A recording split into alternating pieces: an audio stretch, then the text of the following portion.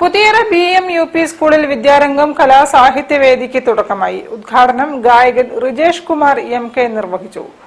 വായനാദിന പ്രതിജ്ഞ, വായനാദിന സന്ദേശം, പുസ്തക കൈമാറ്റം എന്നിവയും നടന്നു. വായനാ ദിനാചരണത്തോടനുബന്ധിച്ച് പുതിയറ BEM UP സ്കൂളിലെ വിദ്യാരംഗം കലാസാഹിത്യവേദിയുടെ ഉദ്ഘാടനം പ്രശസ്ത ഗായകൻ റിജേഷ് കുമാർ MK നിർവഹിച്ചു.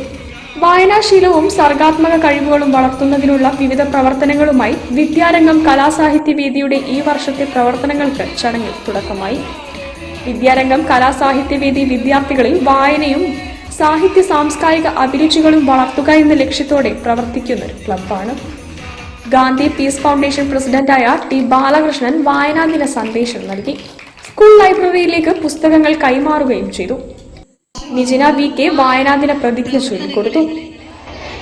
സജീവമായി പങ്കുചേരും, തീവ്രവാദത്തിനും സ്ത്രീകൾക്കെതിരായ അതിക്രമങ്ങൾ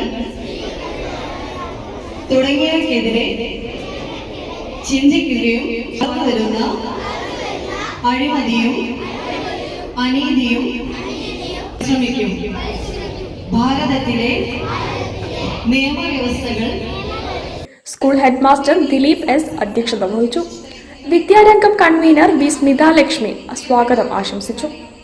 വിദ്യാർത്ഥി പ്രതിനിധി അക്ഷിത് പത്ര ഹേഞ്ചൽ, TTI വിദ്യാർത്ഥി പ്രതിനിധി എന്നിവർ ആശംസകൾ നേർന്നു. അനിത റോസ് നന്ദി രേഖപ്പെടുത്തി. News bureau, Kozhikode. അന്തരിച്ച ഗായിക ആശ ഭോസ്ലെക്ക്